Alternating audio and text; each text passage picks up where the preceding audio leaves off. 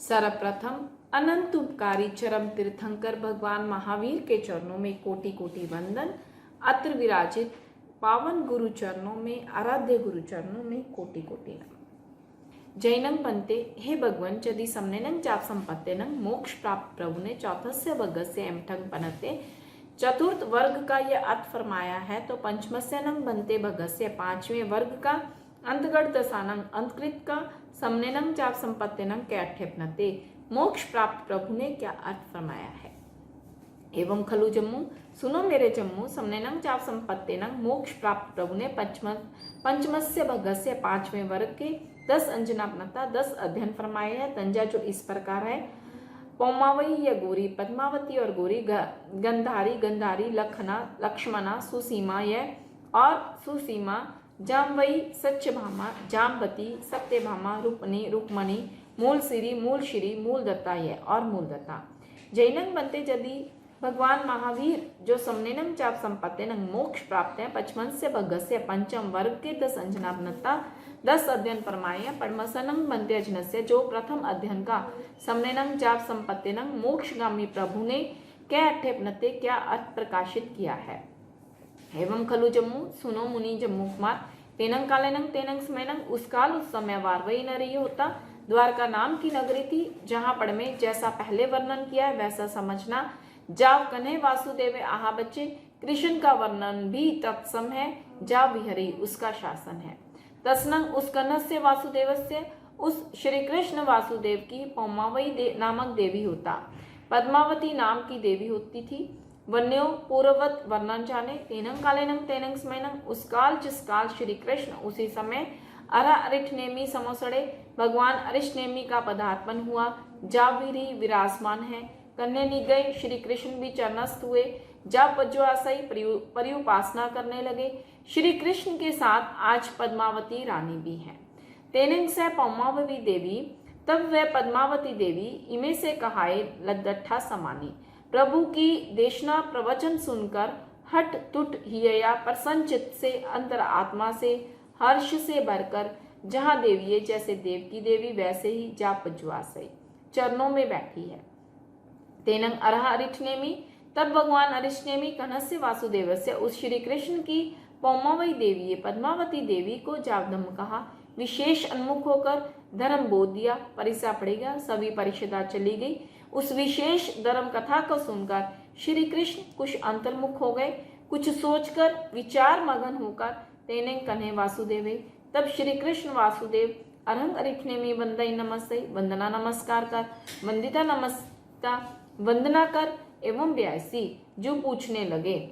Emmy से नंग बनते भगवान इस वारवई नरिये इस द्वारका नगरी का जो द्वारिका द्वालस जोयनायमाए 12 जोजन लंबी वाली है, 9 जोजन विथिनाए 9 जोजन विस्तार वाली है। जा पचखम देवलोक भुआए जो प्रत्यक्ष देवलोक के समान है। किम मूलाय विनाश ने भविष्य सी किस कारण से विनाश होगा। जय श्री कृष्ण की अंतर आत्मा का प्रश्न है। कन्हई ओ कन्हैया अरा अरिष्टनेमी कनंग वासुदेवं एवंसी। भगवान अरिष्टनेमी श्री कृष्ण वासुदेव को यूं बोले। इमे से वारवये नरिये द्वालस जोयना आयमय 9 जोयन विथिनाए इस 12 जोजन लंबी 9 जोजन चौड़ी द्वारका नगरी जा पचखंग देवलोक भुआए जो प्रत्यक्ष में देवलोक के समान है। इसका सुरगी दिवायन मूलाय सुरा शराब अग्नि और द्वैपायन विनाश से भविष्यसी विनाश का कारण बनेंगे। अर्थात शराब अग्नि और ऋषि द्वैपायन इन 3 कारणों से ही मिट जाएगी। तैनंग ऐसा सुनकर तब कन्हस्य वासुदेवस्य श्री कृष्ण वासुदेव के अरहो अरिठनेमी से अंते ही भगवान अरिष्टनेमी से एमठंग सोचा। ऐसा सुनकर एमे रूभा अजत थिए इस प्रकार के अध्यवसाय विचार समुपन्ने पैदा हुए। धन्नानंग ते वे धन्य है वे कौन। ज्याली म्याली उब्याली ज्याली कुमार म्याली कुमार उब्याली कुमार पुरी सेने वारिसेने पुरी सेन वारिस कुमार पज्जुन सम अनिरुद्ध दृढ़नेमी सचनेमी पभय्यो प्रद्युमन साम अनिरुद्ध दृढ़नेमी सपनेमी आदि कुमार। जेनंग चिचा जो छोड़कर हिरण्यंग इस सोने आदि समान को जा परिवाहिता भवि आत्मा होकर अरहो अरिठनेमी से भगवान अरिष्टनेमी के अंत्य चरणों में मुंडा जा पवैया मुंडिता एवं प्रव्रजित हो गए। एनंग मैं तो अधन्य हूँ, अर्थात मेरे सौभाग्य में ऐसा नहीं है। ऐके पुण्य, मैंने ऐसा पुण्य नहीं किया। संयम साधुत्व के पथ पर बढ़ चलूं। राज्य ये जाव अंत्योय, मैं राज्य से लेकर अंतपुर तक और मानुष्य सो ये काम भोगे सो मुझिए। मैं मनुष्योचित काम भोग सुखों में लिपटा हुआ हूँ, मूर्छित हूँ, जानकर भी मैं त्याग नहीं कर सकता। मैं अशक्त हूँ, नो संचयम, मुझ में वो शक्ति नहीं है कि मैं अरहो अरिष्टनेमी से भगवान अरिष्टनेमी के अंत्य चरणों में संयम धारण कर सकूं, संसार त्याग कर सकूं और पवैये और प्रवज्य ग्रहण दीक्षा ग्रहण कर सकूं। ऐसा सोचकर उदास भाव हो गए। उनकी इस मूर्छा निराशा हताशा को तोड़ते हुए प्रभु अरिष्टनेमी ने फरमाया, कन्हैया, ओ श्री कृष्ण कन्हैया, प्यार भरा संबोधन दिया। अरह अरिष्टनेमी कनंग वासुदेवं एवं व्यासी। भगवान अरिष्टनेमी श्री कृष्ण वासुदेव को बोले, से नूनंग कन्हा, तेरे भीतर में हे कृष्ण अवयंग अजथ्ये जे अध्यवसाय विचार भाव भावना समुपन्ने पैदा हो रहे हैं। धनानंग ते जाली जा पविय, धन्य है वे जाली कुमार जो दीक्षित हो गए। से नूनंग कन्हा, सच कहो कृष्ण एम ठंग समट्ठे, ये बात सच है ना? ये सुनकर सक पकाहट भरे श्री कृष्ण बोले, हंता प्रभु सच है, तंगनंग खलु कन्हा। तो गौर से सुनो श्री कृष्ण। एवं बुएं वा भव्यं वा भविष्यं वा, ना ऐसा कभी हुआ है, ना ऐसा होगा, ना अब संभव है कि जनंग वासुदेवा, कोई वासुदेव त्रिखंडाधिपति चैता हिरण्यजाब पवसंती की राज्य वैभव संपदा को त्याग कर संन्यास ग्रहण कर सके। इस बात को सुनकर श्री कृष्ण ने जिज्ञासा भरे भाव से पूछा, से के ठिनंग मनते, हे भगवान, ऐसा क्यों, किस कारण से? एवं बुच्चैनंग एवं भुएंगवा जाब पवई संतिंग, ऐसा कहा है कि कोई वासुदेव अतीत वर्तमान भविष्य में कभी दीक्षा ग्रहण नहीं करेगा। मेरा स्वयं का मान सकता हूँ, पर वासुदेव पद्धारी ऐसा नहीं कर सकेंगे। कन्हायंग, ओ कन्हा, अरहा अरिष्टनेमी कनंग वासुदेवं एवं व्यासी। भगवान अरिष्टनेमी श्री कृष्ण को यूँ फरमाने लगे, एवं खलु कन्हा, हे श्री कृष्ण, ये सुनिश्चित है कि सव्वे वेनंग वासुदेवा पुब्बवे नियान कड़ा, सभी वासुदेव पूर्व भव में निधान करके आते हैं। से इन अट्ठेनंग, इस परिप्रेक्ष्य में, इस संदर्भ में ऐसा करना एवं बुचई, हे श्री कृष्ण, ऐसा कहा है। ना एवं भुए जब पब इसंतिंग कि वे दीक्षित नहीं होंगे। ये वार्तालाप सुनकर श्री कृष्ण अंदर से विचलित विक्षिप्त चित्त हो गए, पर अपने भविष्य की चिंता करने लगे। इसी चिंता से उत्पन्न अगला सवाल है, तेनंग ते कन्हे वासुदेवं अरंग अरिष्टनेमिंग एवं व्यासी। तब वे श्री कृष्ण वासुदेव भगवान अरिष्टनेमी से जो पूछने लगे, अनंग बनते, हे भगवान, मैं यू यहाँ से कालमा से कालंकिच्चा कहीं गमिष्यामि, काल करके कहाँ जाऊँगा, कहीं अवज्जिष्यामि, कहाँ पैदा होऊंगा। तेनंग अरह अरिष्टनेमिंग कन्हंग वासुदेवं एवं व्यासी। तब भगवान अरिष्टनेमी श्री कृष्ण वासुदेव को यूँ फरमाने लगे, एवं खलु कन्हा, हे श्री कृष्ण, तुम निश्चय जानो, तुम वारवये नरी इस द्वारका नगरी का सुरग दीवायानंग को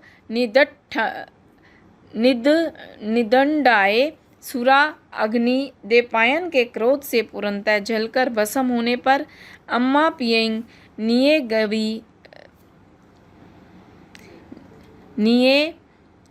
गविप होने, माता पिता सगे संबंधी स्वजनों से अलग होकर रामेन वलदेवेनं संधि वलदेव राम के साथ दाहिन व्यालिंग अभिमुहे दक्षिण दिशा के समुद्र किनारे की ओर जोहिलिट्ठंग पामुखानंग पंचनंग पड़वानंग युधिष्ठिर प्रमुख पांचों पांडवों के पासंग पंडु मोहरंग पास पांडु मथुरा की ओर संपत्तिये प्रस्थान करते हुए कौशंब वन कानने कौशंब वन्य उद्यान में न गोहरेवर पायवस्य आहे ने ग्रोध अर्थात बड़ के पेड़ के नीचे पुडवी शिलाए पट्टे पृथ्वी के शिलापटक पर अर्थात जमीन पर पिए बत पच्छाई शरीरे पीले वस्त्र से शरीर के ढके होने पर जरा कुमारे नंग तिखे नंग को दंड विपमुक्के नंग इसुना जरा कुमार द्वारा तीक्ष्ण धनुष से निकले तीर द्वारा बामे पये विद्ये समाने छेदन करने अर्थात बिंदने पर काल मासे कालंकीचा समय आने पर काल करके तच्चाए वाल्योप भाई पुडविये तीसरी बालुका प्रभा नामक पृथ्वी में जाव उवज्जी हिस्सी तुम उत्पन्न होगे। भगवान ने निदानकृत वासुदेव की गति एवं भविष्य का वर्णन कर दिया। इस वैभव संपदा प्राप्त सुख भोग का अंत जानकर उदास होना सहज है।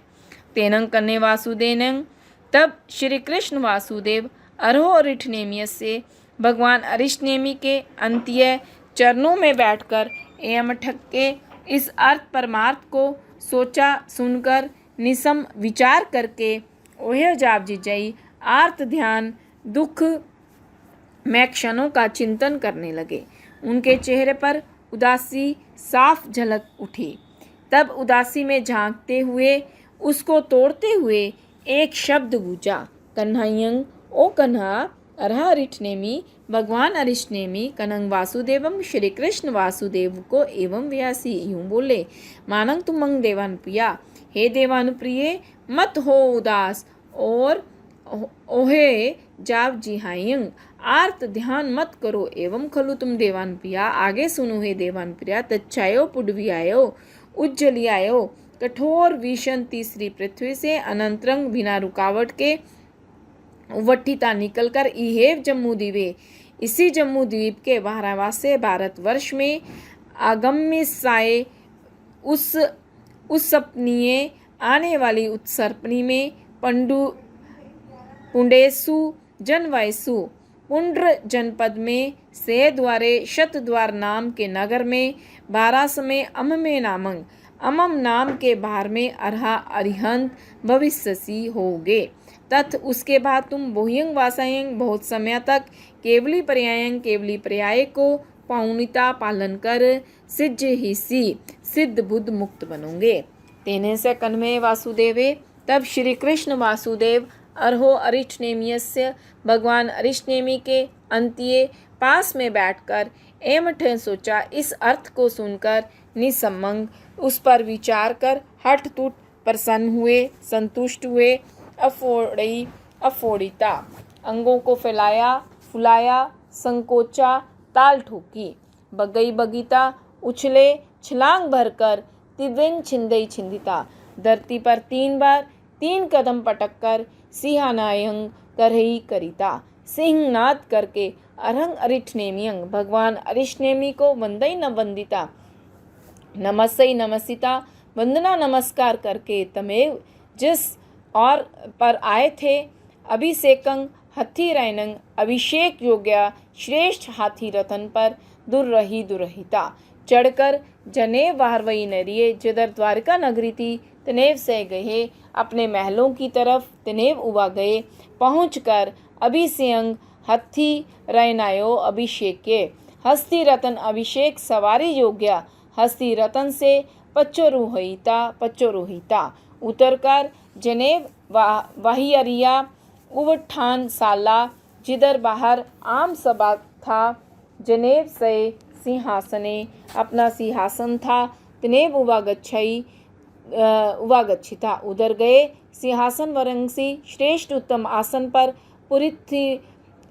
पुरथा विमुहे पूर्व की ओर मुख करके निस्सहिता बैठकर कुटुंबीयपुर से विशेष सूचना देने वाले पुरुष को सद्दावई सद्दाविता बुलाकर एवं वैसी ऐसे बोले, गच्छनंग तुभ्यंग देवानुप्रिया, हे श्रेष्ठ पुर जाओ, वारवये नरिये, द्वारका नगरी में संगाड़ंग जाओ, जहाँ संयुक्त रास्ते मिलते हैं, लोग इकट्ठे होते हैं, वहाँ जाकर उग से मानंग, वहाँ उद्घोषणा करते हुए एवं वह यूं कहो, एवं खलु देवानुप्रिया, हे देवानुप्रिय, वारवई नरिये, द्वारका नगरी जो द्वालस जोयना आया मायाए, जो 12 जोजन लंबी तथा जाब पचखंग देवलोय बोया, जो प्रत्यक्ष में देवलोक के समान है, उस नगरी का सुर अग्निदियन शराब आग और द्वैपायन ऋषि मूल विनाशे विनाश के मूल भविष्यसी होंगे।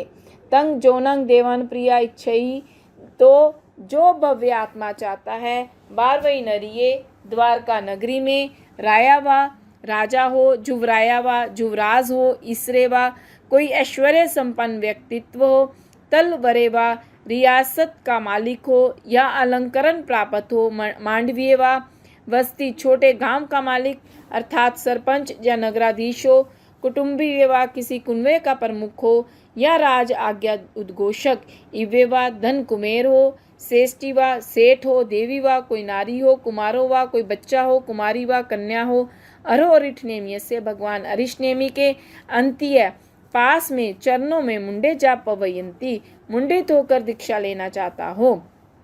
तंगनंग उसको कन्हे वासुदेवे, श्री कृष्ण वासुदेव विसर्जय दीक्षा दिलाएंगे, अभी निष्क्रमण करेंगे, पच्छा उरस्य वय, बाद में जिन्हें जरूरत है, निराश्रित है, आह पवितंग जैसी उन्हें आवश्यकता है, बित्तिंग उनकी आवश्यक वृत्ति को अनुजानई पूरा करेंगे, जानेंगे मैया महान इठी सत्कारंग समुदयानंग, ये रिद्धि सती सहित सत्कार सम्मान सहित से निखम्मई करई, वे श्री कृष्ण निष्क्रमण करेंगे, परिवार पोषण करेंगे, 2 चप्पी तच्चप्पी 2 बार 3 बार भी, गोस ने अनंग गोसे है, घोषणा कर करो, घोषिता घोषणा करके, ममयंग मेरी इस आनियत्यंग आज्ञा की पच्चिपिहणंग सूचना दो, तेनंग उसके बाद ते कुटुंबीय पुरुषा वे सूचना दाता वैसा कर जाब पंच पन्यंती श्री कृष्ण को सूचना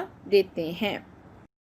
तेनेंग सा पौमा देवी तदंतर व पद्मावती देवी अरहरिष्टनेमी से भगवान अरिष्टनेमी के अंत्य चरण में दमंग सोचा, धर्म को सुनकर निसमंग उसे हजम कर स्वयं में उतार कर अटतुट हर्षित होकर संतुष्टि जाव हृदय प्रसन्न हृदय से अरहंग अरिष्टनेमी भगवान अरिष्टनेमी के वंदई नमस्ते वंदना नमस्कार करते है, वंदिता नमस्सिता वंदना नमस्कार के एवं व्यासी यू निवेदन किया, सद्धामीनंग बनते भगवान मैं श्रद्धा करती हूँ, निग्रंथंग पाव्यनंग निर्ग्रंथ प्रवचन पार जेहेंग तुब्बे वैंग, जैसा आप फरमाते हैं वैसा ही है, जंग नगरंग देवान प्रिया, परंतु हे देवान प्रिय कन्हंग वासुदेवंग श्री कृष्ण वासुदेव को अपुच्छामी पूछती हूँ, तेनंग अहम देवानुप्रिया तब मैं देवानुप्रिया के अंत्य श्री चरणों में मुंडा जा पवयामी मुंडित होकर प्रवज्य ग्रहण करना चाहती हूँ। आह सोंग देवानुप्रिया जैसी तेरी आत्मा को प्रसन्नता हो सुख हो वैसा करो, माँ पड़ी बंधन करे ही, परंतु शुभ कार्य में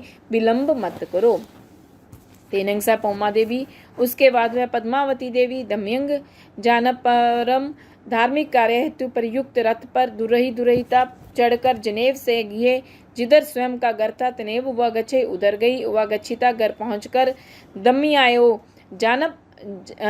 जानपराओ धार्मिक रथ से पच्चोरूहिता उतरकर जनेव कन्हे वासुदेव जिधर श्री कृष्ण वासुदेव थे, तनेव वह गच्छिता उधर आई, आकर करलिंग जाप कट्टू हाथ जोड़कर विनय से कन्हंग वासुदेवम श्री कृष्ण वासुदेव को एवं ऐसी यूं बोली। यहाँ लगता है श्री कृष्ण की पत्नियां जब धर्म कार्य या प्रभु चरण में जाना होता था तो रथ का प्रयोग करती थी, अन्यथा नहीं। इसलिए पाठ में धार्मिक रथ का शब्द प्रयोग हुआ है।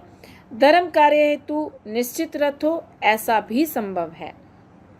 इच्छामिनंग देवानुप्रिया, हे देवान प्रिय मेरी इच्छा है अब नु नाये समानी आपकी आज्ञा प्राप्त कर अरो अरिष्टनेमियस्य भगवान अरिष्टनेमि के अंतीय चरणों में मुंडा जा पवयामी मुंडित होकर प्रवज्य ग्रहण करूं। श्री कृष्ण ने सुना और बोले, आहा सुहंग देवान प्रिया, जैसा तुम्हें अच्छा लगे तेने ते कन्हैया वासुदेवे।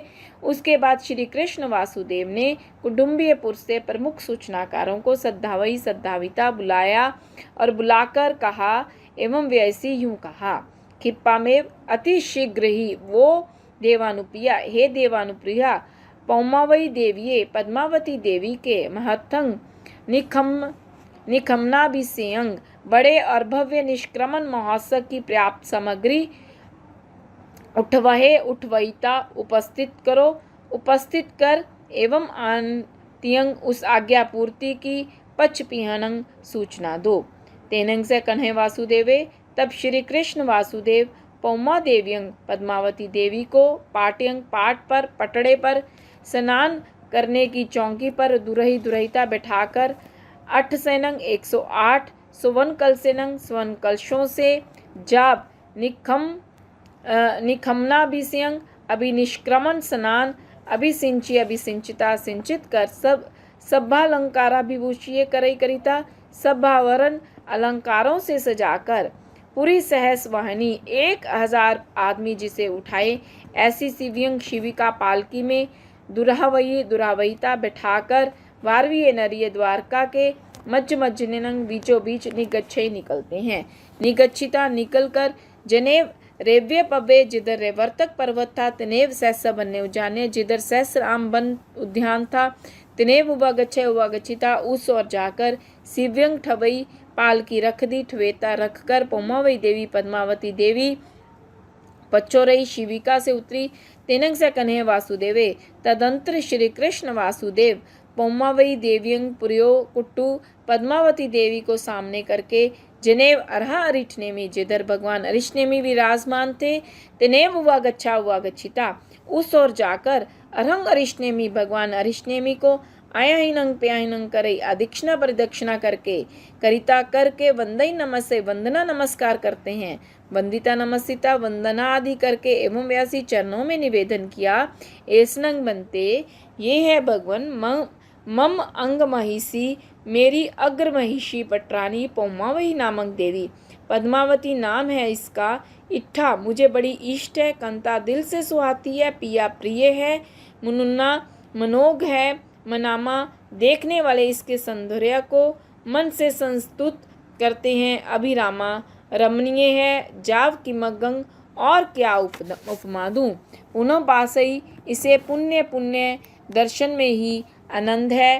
अहम उसको मैं देवानुप्रिय श्री चरणों में सिरि से निखम दल्यामी शिक्षा रूपी भिक्षा के रूप में देता हूँ। पड़ी पुच्छंतु देवानुप्रिया ग्रहण करें प्रभु।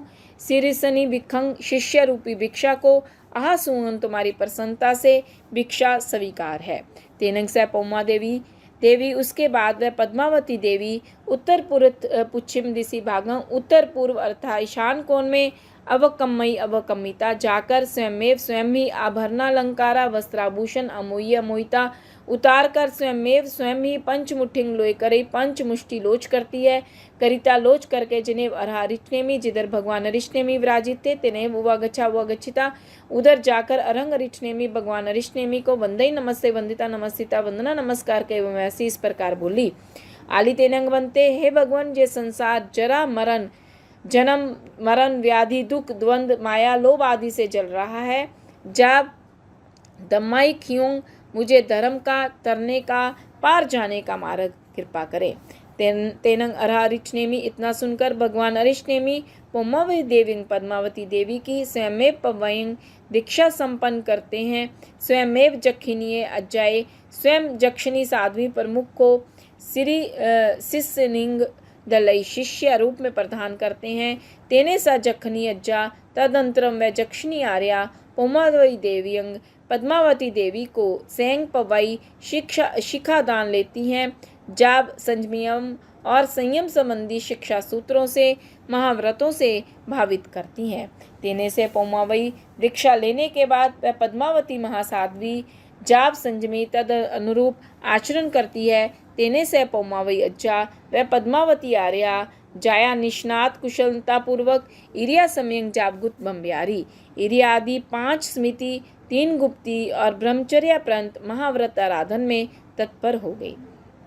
तेनेंग से पौमावज्जा तब वह पद्मावती महासाध्वी जखनी अज्जनय जक्षिणी आर्या के अंत्य पास रहकर समायमयंग सामायिक से चारित्र शुरू होकर संपूर्ण आचार आचरण समाजाए ऐसे 11 संगई 11 अंगों का अहिजय अध्ययन करती है। वहीं बहुविध तपाराधन करती है, जैसे चौथक उपवास, छठंग बेला, अठम तेला, दसम चोला, द्वादशे हिंग, पंचोला, मासदंग 15 दिन, मास खमनैन, मास शपन आदि विवेहिंग विविध प्रकार के तपोकमय तपो के द्वारा अपानंग भावे माना विहरी अपनी आत्मा को संयम तप से भरपूर करती विचरने लगी। तेनिंग से पौमा अज्जा समय पाकर वह पद्मावती साध्वी बहु पड़ी पुन्नाई कुछ अधिक वर्ष 20 बासाई 20 वर्षों तक सामान्य पर्याय साधु पर्याय वृत्ति को पावनिता पालन कर मासिक संलेना सहित अपानंग जोसिता अपने को कमजोर कर 29 दिन तक अनसनाइंग छेदई छेदता अनशन करके जस सठाई क्रिया जिस अर्थ के लिए ग्रह त्याग किया था, प्रवज्ञा धारण की थी, नंग भावे अकिंचन अपरिग्रह अनगार भाव धारण किया था, जाब सब प्रकार का साधु भाव समाहित कर तमठम उस अर्थ प्रयोजन लक्ष्य का आरोही आराधन कर चरिमुत्साह से ही अंतिम उच्छ्वास के साथ केवल प्राप्त कर सिद्ध बुद्ध मुक्त हो गई। खेवे जय अध्ययन इस उल्लेखीय अध्ययन की भूमिका पहले जैसी जानना। तेनंग कालेनंग तेनंग समय उस काल जिस समय का वर्णन है। वारवई नामक नगरी द्वारका नाम की नगरी है। रेवैये पर्वे रेवर्तक नाम का पर्वत है।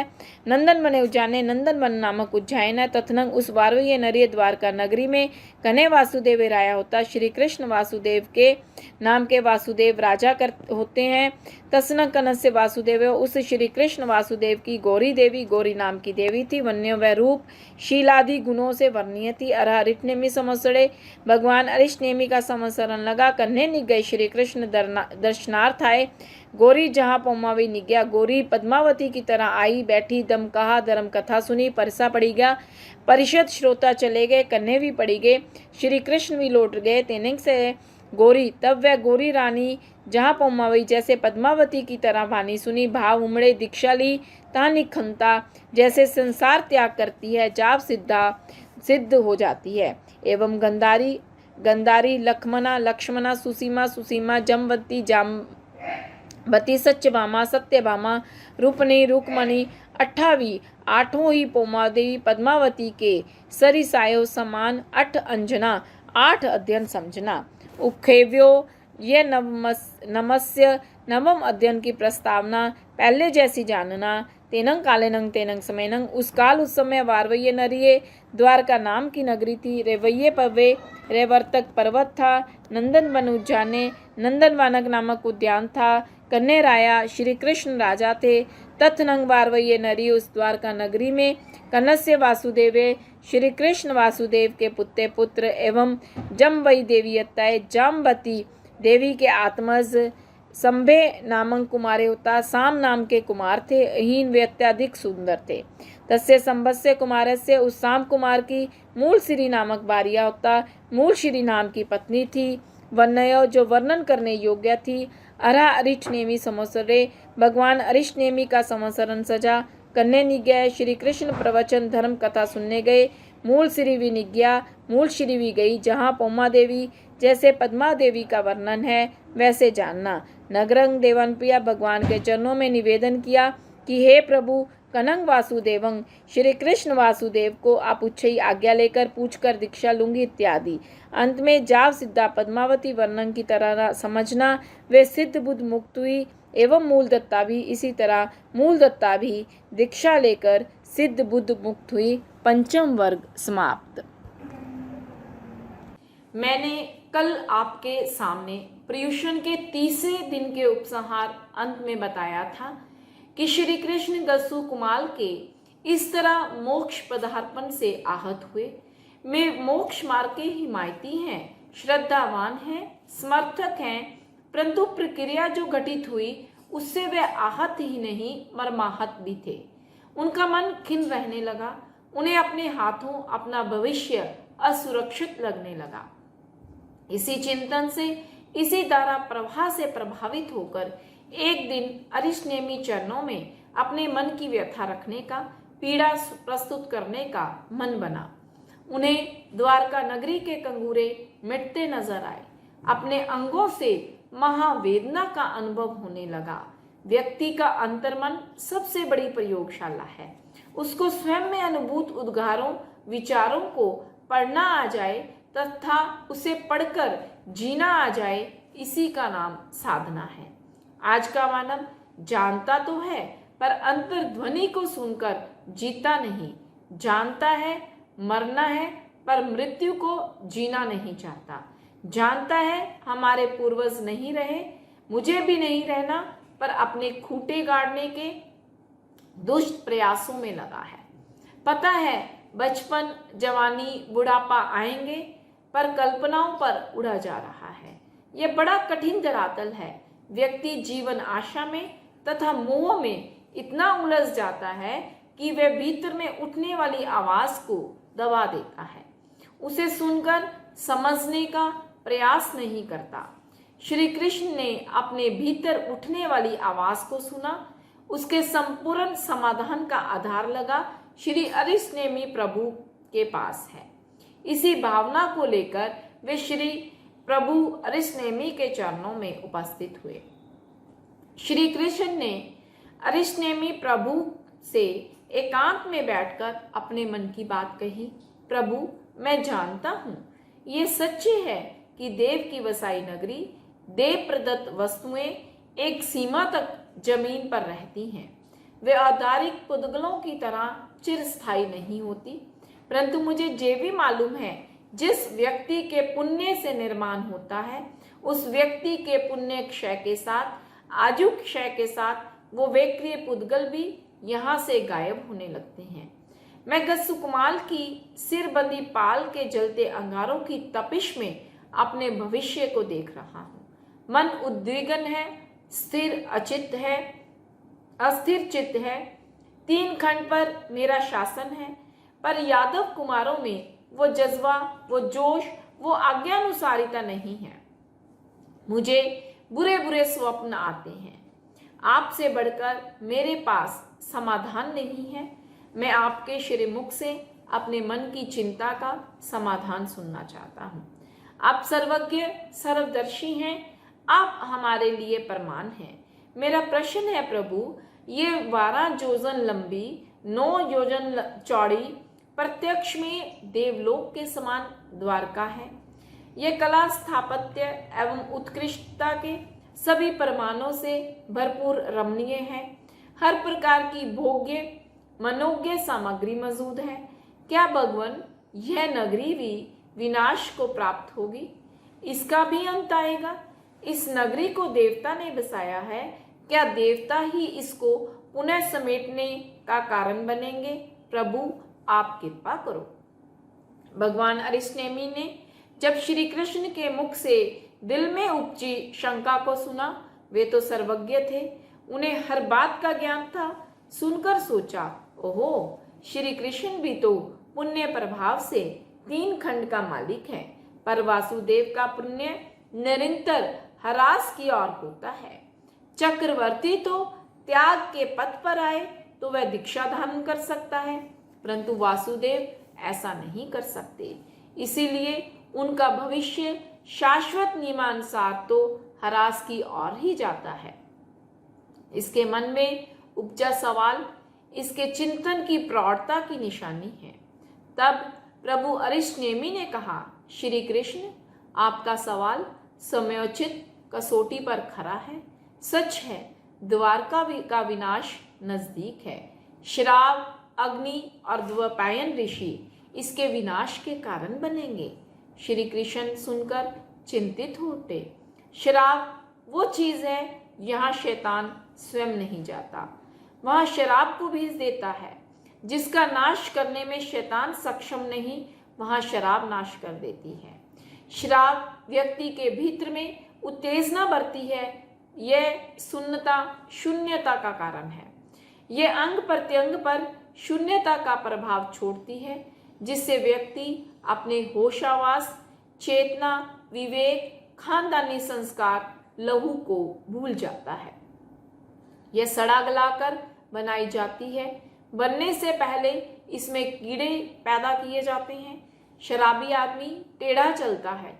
इसका कारण यही है कि उसमें कीड़ों का स्वभाव और उसका खून उनमें होता है। शराबी कुत्ते की तरह भौंकता, कीड़े की तरह रेंगता और सूअर की तरह नाली में लौटता है। श्री कृष्ण महाराज ने जब ये सुना तो वे अवाक रह गए। उन्हें अपने मन की शंका का समाधान मिल गया। उन्होंने अपने भविष्य के बारे में सवाल किया। प्रभुवर, द्वारका दहन का, विनाश का आपने कारण भी बताया, परंतु प्रभु मेरे भविष्य के बारे में कृपा करो। मेरा भविष्य क्या है? आप तो सर्वज्ञ हैं, 3 काल की बातें जानते हैं। प्रभु श्री कृष्ण का प्रश्न सुना और फरमाने लगे, ओ कन्हैया सुनो, द्वारका दहन का समय आएगा। यादव कुमारों की उद्दंडताएं सीमाएं लांघ जाएंगी। आपका अनुशासन ऊपर से मानने लगेंगे, पर भीतर से उनका मन विषयों में, भोगों में रुलता रमता जाएगा। वे ऋषि अपमान की ओर दौड़ेंगे। इनकी कुल, शासन, ग्राम, नगर मर्यादाएं समाप्त हो जाएंगी। लज्जाविहीन संस्कृति एवं संस्कारों का जन्म होगा। जो शराब के नशे में मस्त होकर ऋषियों को सताएंगे।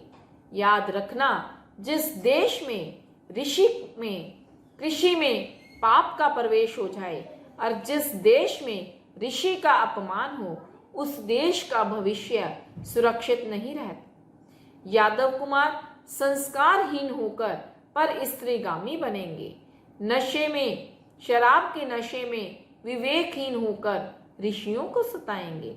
द्वैपायन ऋषि जो द्वारका के लिए वरदान के रूप में हैं, वही द्वैपायन ऋषि यादवों का सताया यहाँ से मरकर अग्नि कुमार देव बनेगा। उसमें यहाँ का गुस्सा वहाँ छलकेगा। व्यक्ति के मरते वक्त जो भावलेश्या होती है, उसका प्रभाव आगे भी होता है। वह उसी कोप से अविष्ट प्रभावित होकर अपने अग्नि कुमार बनने का कारण जानेगा। उसको वहां गुस्सा आएगा। 12 वर्ष तक वह द्वारका पर अग्नि की वर्षा करेगा, परंतु अमल तप के प्रभाव से द्वारका को नहीं जला पाएगा। उस समय जब द्वारका आग के हवाले होगी, आपकी शक्ति, आपका प्रभाव, आपका पुण्य आपको परेशानी की ओर धकेलता नजर आएगा। आपकी बुझाएं, हजारों युद्ध जीतने वाली युक्तियां यहाँ आकर फेल हो जाएंगी। आप अपने माता पिता को भाई बलराम के साथ निकालना चाहोगे, पर निकाल नहीं पाओगे। माता पिता के देहावसान के बाद जलती द्वारका देखकर परेशान होकर आप पांडु मथुरा की ओर चलोगे।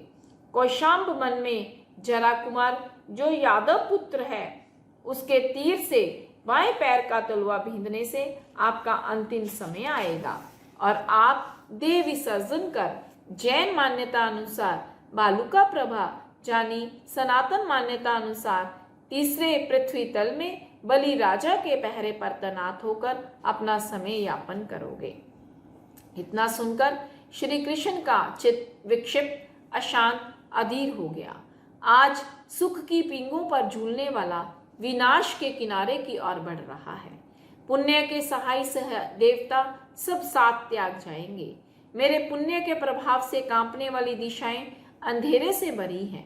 मेरा वैभव, मेरा साम्राज्य मुझे यूं धोखा देगा। यही तो व्यक्ति का मोह है। शक्ति संपन्न व्यक्ति हमेशा अंधेरे में जीता है। वे अपने प्रभाव की चांदनी में कृत अकृत्य को नहीं समझ पाता। शक्ति हमेशा ह्रास को पुकारती है। श्री कृष्ण महाराज अपने अंदर के विक्षोभ से भर उठे। उन्हें निराशा का भविष्य सामने नजर आने लगा। वे इसी विक्षोभ से पीड़ित हो आर्त ध्यान की तरफ बढ़ने लगे। इनके इसी आर्त ध्यान को तोड़ते हुए प्रभु अरिष्टनेमी बोले, श्री कृष्ण तुम अपने भीतर इन अध्यवसायों परिणामों में जी रहे हो कि मैं अधन्य हूँ, अकृत पुण्य हूँ, मेरा मन त्याग की तरफ नहीं बढ़ता, मैं मनुष्योचित काम भोगों में जी रहा हूँ, मैं प्रवज्या संन्यास नहीं ले सकता, मूर्छित भाव से राज्य शासन एवं राज रमणियों में गिरद हूँ। जानता हूँ ये सब साथ न देंगे, पर साथ छोड़ने का भाव भी तो नहीं जन्मता। भगवान अरिष्टनेमी जैसे परम पुरुष सामने हैं, पर मेरा पात्र उस धन्य तक नहीं पहुंच पा रहा। तुम कन्हैया ऐसा मत सोचो, तुम इस वासुदेव व्यवस्था से अलग नहीं हो। 63 शिलाका पुरुषों में वासुदेव निधानकृत हैं। अनंत काल से उत्सर्पणी अवसर्पणी आरों के चक्र में एक भी वासुदेव ने राज्य त्याग, श्री वैभव त्याग कर सन्यासी बना हो तो तुम बनो। ये वासुदेव पद निधानकृत है, ये बंद बांध के आता है। सुनो कन्हैया, आगे भी कोई वासुदेव सन्यास ग्रहण नहीं करेगा, उसके मन में आएगा ही नहीं। प्रभु यह क्यों? निदान ऐसी बंधन है, ऐसी सख्त सीमा रेखा है। निदान 9 प्रकार से बांधा जाता है। दशाश्रुत स्कंद में जब श्रेणिक और चेलना को देखकर श्रमण श्रमणियों द्वारा विचलित मन क्रिया देखकर प्रभु ने निदान के 9 कारण बताए हैं तथा उस निदान बंद से करनी को बेचने जैसा है। लाख को 1000 में बेच दिया, ऐसा ही साधक चलित मन होकर वैभव इच्छा प्राप्ति से शक्ति से अपनी समस्त साधना को बेच देता है। हीरे के बदले कांच की मांग करता है, वह निर्वाण या साधना का फल अर्थ प्राप्त नहीं कर सकता। अतः हे श्री कृष्ण, निदानकृत आत्माएं साधना पथ या संयम पथ स्वीकार नहीं कर सकती। वे जिस भव में प्राप्त भोग बंधनों में बंधे हाथी की तरह चिंगाड़ते रहते हैं। अतः श्रावक व्रत या संयम व्रत ग्रहण करने वालों को इस तरह की धारणा से पृथक रहना चाहिए। श्री कृष्ण तुम वासुदेव हो। वासुदेव 7 रत्न 3 खंड का स्वामी वासुदेव होता है। चक्रवर्ती स्वयं नहीं लड़ता, उसकी सेना लड़ती है, परंतु वासुदेव स्वयं युद्धी है। श्री कृष्ण ने अपने जीवन में 360 युद्ध लड़े हैं। वासुदेव प्रति वासुदेव को मारकर 3 खंड का शासन करता है। 28 लब्धियों में से एक लब्धि वासुदेव के पास है, वह वासुदेव लब्धि है। वासुदेव महान बलशाली होता है। अगर वासुदेव कुएं में बैठा है तो उसे जंजीरों से बांध दिया जाए, हाथी घोड़े चतुरंगी सेना 16,000 राजा भी खींचे तो उसे हिला नहीं सकते। वासुदेव अगर झटका देकर हिलाए तो उन सब के पैर उखाड़ सकता है। इतना बलशाली होने पर भी वह वासुदेव कोई त्याग नहीं कर सकता, परंतु जब पुण्य गिरता है तो वह पाताल की ओर जाता है। भगवान अरिष्टनेमी श्री कृष्ण के उठते अध्यवसायों को शांत करने के लिए कहते हैं कि तुम बालुका प्रवाह से निकलकर पुंड्र जनपद में जन्म लेकर अगली उत्सर्पणी काल में अमम नाम के बार में तीर्थंकर बनोगे। अंधेरी रात के बाद उजाली प्रभात होती है। तुम धैर्य धारण करो, तुम्हारा प्रभात तुम्हारे सामने है। तुम आज नहीं कल हो, तुम वर्तमान नहीं भविष्य हो। हर अंधियारे की गोद में उजाला छिपा होता है। हर रात के बाद सूर्य का छितराया प्रकाश होता है। तुम अब वासुदेव हो, अतः आगे तुम तीर्थंकर बनने वाले हो। बीच में मात्र एक पड़ाव ही तो है। इस लघु से प्रश्न उत्तर पर आप इतने निराश हताश क्यों हो उठे कन्हैया? आपको निराश ना होकर एक नवल नव्य भव्य इतिहास को कुमकुम लगाना है। तुम्हारे हाथों निर्माण का श्रृंगार होना है। मन के हारने से जीवन का सफल कल तुम्हारे हाथ से फिसल जाएगा।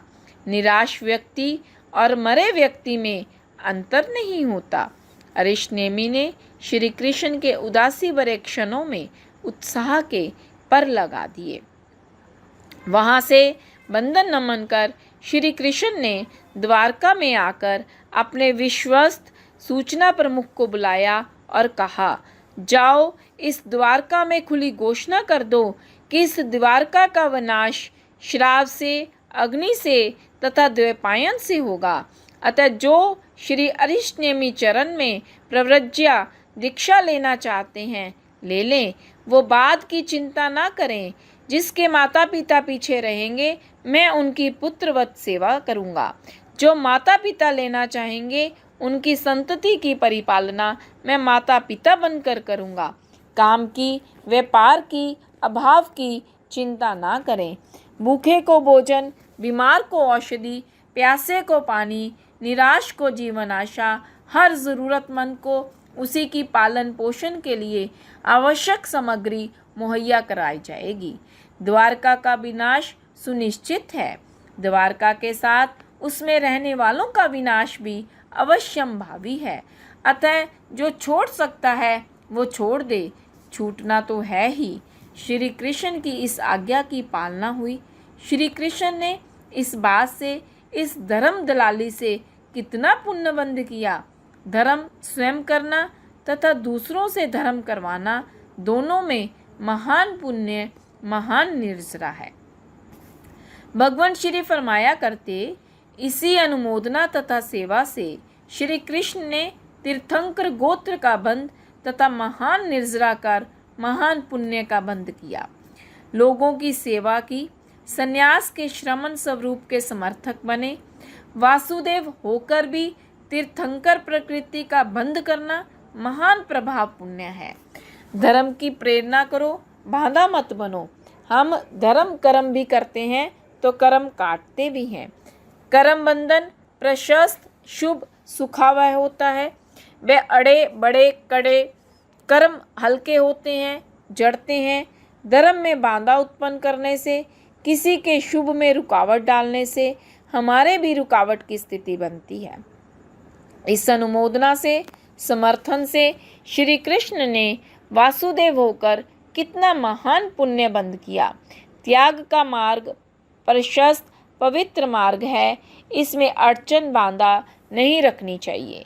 इससे प्रेरित द्वारका में एक जिज्ञासा जन्मी कि इतनी बड़ी द्वारका, इतने पुण्य के साए में पनपे, फूलने फलने वाली नगरी का अंत का कारण शराब कैसे, अग्नि कैसे, द्वैपायन कैसे? प्रथम दृष्टया ये माना जा सकता है कि शराब इसका कारण होगी। शराब एक मादक, स्मृति भ्रंश एवं विवेक नाश का कारण है। इससे व्यक्ति की कार्यशैली, चिंतन शैली तथा जीवन शैली तीनों ही गड़बड़ में आ जाती हैं। यह हर तरह से पातक पतन का कारण है, परंतु कैसे? श्री कृष्ण ने यादव कुमारों की बैठक बुलाकर विशेष तौर पर कहा, सावधान, मेरे बल, पराक्रम तथा पुण्य के प्रभाव से अब तक काम चलता आया है, पर कब तक, कहाँ तक, कितना? तुम ऐव नशों से उत्पन्न उच्छृंखलताएं, बदमाशियां बंद कर दो। तुम्हारे बचाव के लिए बसाई थी। तुम्हारी कारगुजारियां तथा तुम्हारे नशेबाजियां नाश का कारण बनने जा रहे हैं। अग्नि और द्वैपायन तो इस मूल में शराब के कारण ही निमित्त बनेंगे। इस नगर को, इस घर को, नगरी को बनाए बचाए रखना है तो अपना आत्मनिरीक्षण करो, अपने को समझाओ। मैं अंतिम चेतावनी के रूप में तुम्हें सावधान कर रहा हूँ। अपने पहरेदार स्वयं बनो। मैं कब तक, कहाँ तक तुम्हारी पहरेदारी करूँगा? संस्कार स्वयं की सोच है, बदलाव है। संस्कारहीनता जड़ बुद्धि और जड़ मित्र प्राय सोच का परिणाम है। व्यक्ति आदत बदलने में मजबूर है। बिना आदत बदले इबादत, धर्मोपासना पाखंड है। श्री कृष्ण ने यादव कुमारों को सिरे से अंत तक समझाया। श्री कृष्ण की बात का असर था, प्रभाव था, पर वह कितने समय तक रहेगा, सवाल यहाँ से शुरू होता है। तत्कालिक प्रभाव तो हर इंसान पर होता है, पर असरदार प्रभाव बना रहे, यह एक चुनौती है। यादव कुमारों ने अभियान चलाया कि जितनी शराब है उसे निकालो। शराब द्वारका में नहीं रहनी चाहिए। द्वारका से शराब निकाली, फेंकी। रैवर्तक पर्वत पर दूर जाकर माट मटकने फोड़ दिए, पर मन से निकले तब है। जब तक मन से पाप के प्रति घृणा नहीं होती, तब तक पाप धर्म नहीं बनता। वह मात्र व्यवहार या भयग्रस्त बचाव का उपाय मात्र है। श्री कृष्ण ने बार बार समझाया। श्री कृष्ण के उपदेश मृत्यु भय से यादव कुमार कांपे तो जरूर, पर संस्कारों में कहीं ना कहीं शराब जिंदा रही। परंतु आग और दोपहर का तर्क अरिष्ट नेमी का फेंका गया तीर मात्र सा मालूम पड़ा। पर यह भी मन कहता है, सर्वज्ञ हैं, मिथ्या भाषण नहीं करते। वे किसी उदाहरण मात्र से मन का बहलाव नहीं करते। वे किसी के संतुष्टिकरण हेतु सत्य की दुकानदारी नहीं सजाते। अपनी भीड़ के लिए बातों का बतरस नहीं गोलते। ये यथा तथ्य एवं सत्य को सुरक्षित एवं सुयोजित पलों में प्रष्टव्य अर्थात पूछे गए प्रश्न के लिए प्रस्तुत करते हैं। आस्था थी यादवों में, पर कभी आस्था पर अपनी आदत भारी बनी विनाश बुद्धि पर। मानसिकता का पराजय भरा पल प्रभावी हो जाता है, जिसे आदत कहते हैं। भवितव्य पर नमित हावी होकर रहते हैं। यहाँ पर होने वाली घटना अपना प्रभाव इंसान पर छोड़ना शुरू करती है। तीजों का त्योहार था। हरियाली वासंती रंग ओढ़ चुकी थी। मस्ती का माहौल था। सारा नगर रंग में रंगा था। अवाल वृद्ध नर नारी नाच गा रहे थे। पींगों पर बैठी नवोडाएं गीतों से गगन गुंजा रही थी। नौजवान रैवर्तक पर्वत पर पहुंच गए। खिली फूलों की गंध, सावन की गहराई घटाएं तथा पड़ती ठंडी फुहारों से मन तन मस्ताना हो गया था। मौसम सुहाना था। हवा मस्त थी। फूल खिले थे। भंवरे नाच रहे थे। पकवानों की सुगंध लेकर यादव कुमार महोत्सव मनाने आए गए थे। जवानी का नशा नुतनों को फुला रहा था। ऊपर से फेंकी गई शराब की गंध बरसाती पानी तथा धरती की गंध से मिल उठ रही थी। मादकता बढ़ती चली गई। जवानी मस्त होती गई। पुराने सोए ख्यालातों में, संस्कारों में, नुतनों में, नाकों में उत्तेजना उमंग मस्ती भरने लगे। सोई शराब जाग उठी। जवानी का नशा, सत्ता का नशा, शराब का नशा, तीन नशे मन मस्ती पर छा गए। खूब डटकर पिया। वह शराब मिला जल और भूल गए होशो हवास। शराब सबसे पहले तन पर फिर मन पर असर करती है। विचारों को मार देती है। कृत अकृत्य के प्रति असावधान हो जाता है शराबी।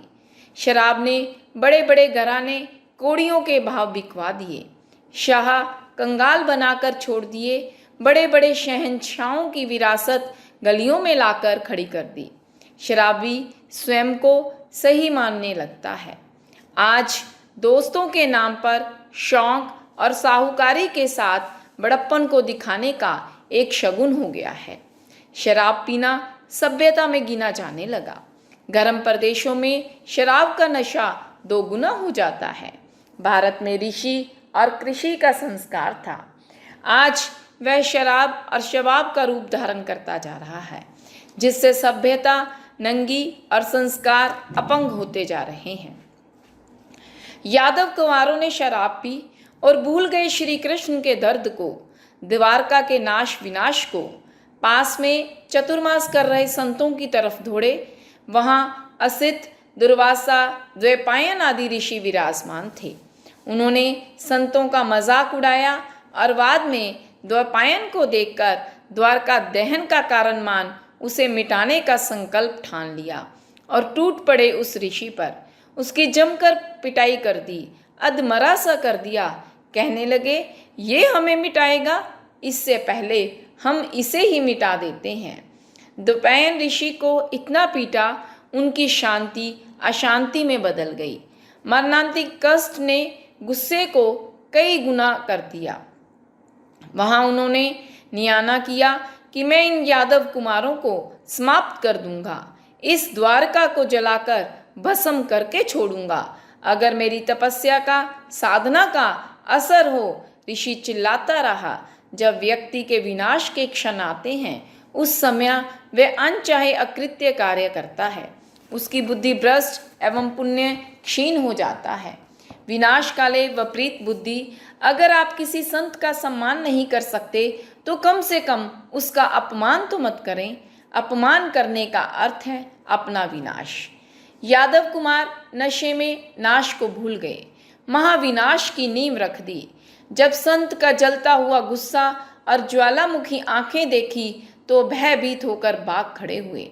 द्वारका में शोर मच गया। श्री कृष्ण तक बात पहुंची कि श्री कृष्ण ने माथा ठोक पीट लिया। भवितव्यता विनाश का प्रचंड तूफान सामने खड़खड़ाता नजर आया। विनाश की लपटें कल्पना में उठने लगी। 7 मंजिले महलों को आग की लपटों में घिरे देखा। बलराम को लेकर भागे श्री कृष्ण ऋषि आश्रम में पहुंचे।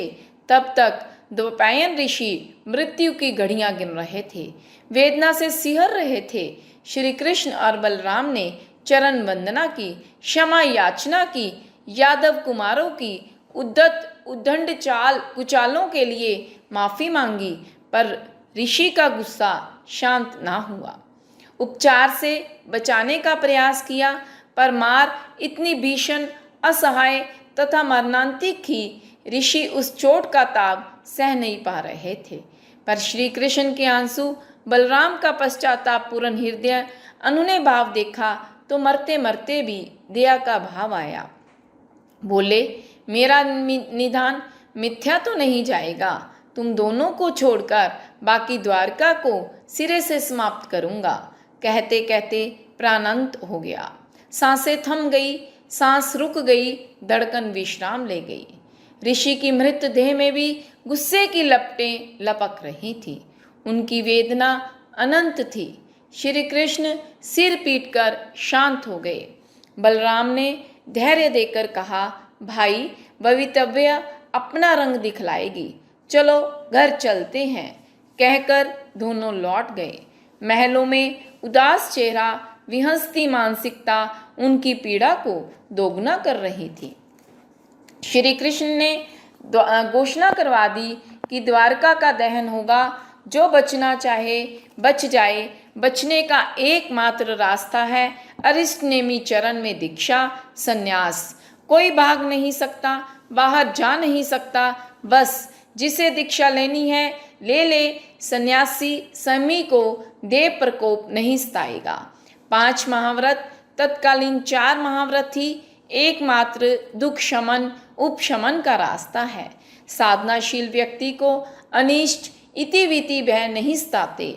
उपसर्ग उनकी दृढ़ मानसिकता के कारण टल जाते हैं। बहुत से यादव कुमारों और महारानियों ने संन्यास लिया और आत्म कल्याण पथ पर आगे बढ़े। इस घोषणा ने यादवों में एक क्रांति बीज बोया। इबे, श्रेष्ठी, सेनापति, सेठ, साहूकार सब कुछ त्याग छोड़कर संन्यास के महामार्ग पर आगे बढ़ चले। कुछ लोग ऐसी खूबसूरत द्वारका दहन पर विश्वास ना कर सके। उसके मन पर यह कपोल कल्पना उपन्यास से कम नहीं लगी। वे भोगों में मस्त गृध रहे। उन्हें नेमी शरण अथवा श्री कृष्ण का उन पर नगण्य प्रभाव सामने आया। सारी द्वारका आस्तिक हो, सभी सत्य, धर्म, कर्म एवं आत्मा को मानते हो, ऐसा कहीं भी कभी भी संभव नहीं। ऐसा ही कुछ उभर कर यहाँ भी सामने आया। द्वारका नगरी द्वैपायन ऋषि के मृत्यु ढंग से सन है। अरिष्टनेमी की घोषणा का प्रभाव तथा श्राप और ऋषि तो अब समझ में आ गए, पर आग का विनाश का संबंध अभी शेष है। पर आशंका सत्य में बदलती जा रही है। लोगों में मृत्यु आस्था को जगाती है। भय धर्म का जनक होता है। व्यक्ति जब पीड़ा में होता है तब परमात्मा याद आता है। भय बिना प्रभु से प्रीत नहीं होती। द्वारका के घर घर गली मोहल्ले में विनाश एवं ऋषि पीड़ा के चर्चे हैं। आस्तिक सिहर रहे हैं, नास्तिक मस्त थे। माहौल कुल मिलाकर मिस्सा मिस्सा सा हो चला था। उधर जब जरा कुमार यादवों का ही राजकुल पुत्र था, श्री कृष्ण का ही पारिवारिक था।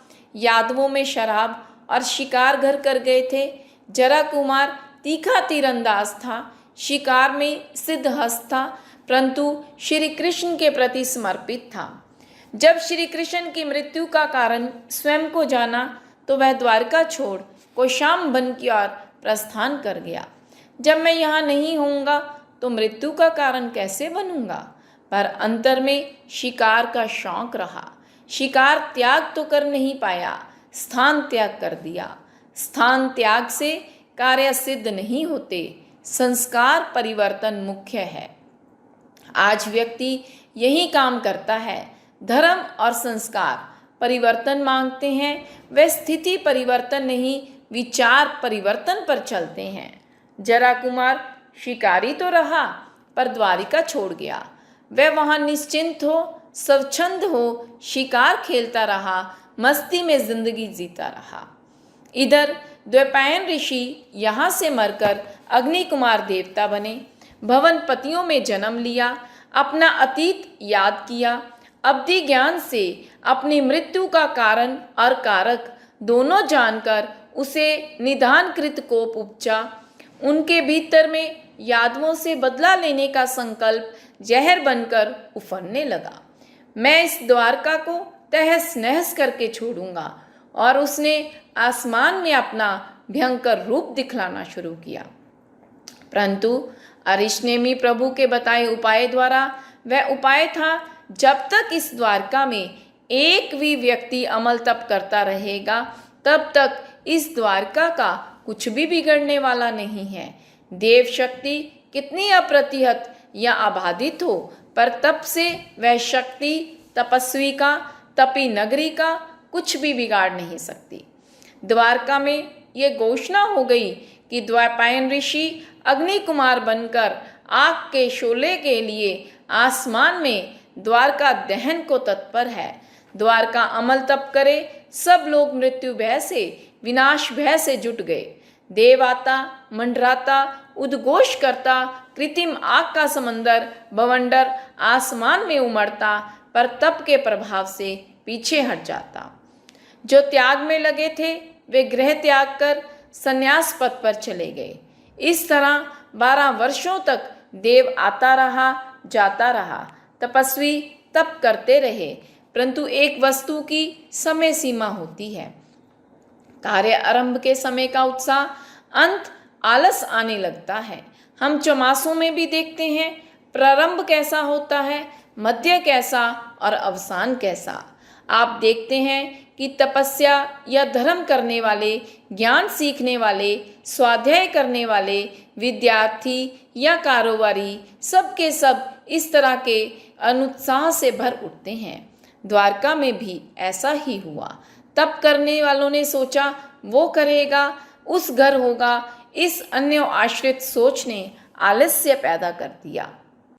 अमल महान तप है।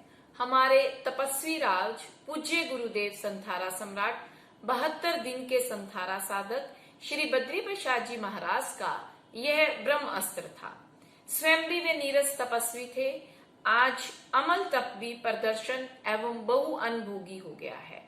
जबकि अमल में केवल मात्र एक अन्न का सेवन हो, वह भी पानी में पूरी तरह डूबा हुआ हो, उसका मूल रस चलित हो जाए, पेट भर खाया जाए, तो अमल तप कर्म फल एवं दुख ताप अंतराय पीड़ाहारी बनता है।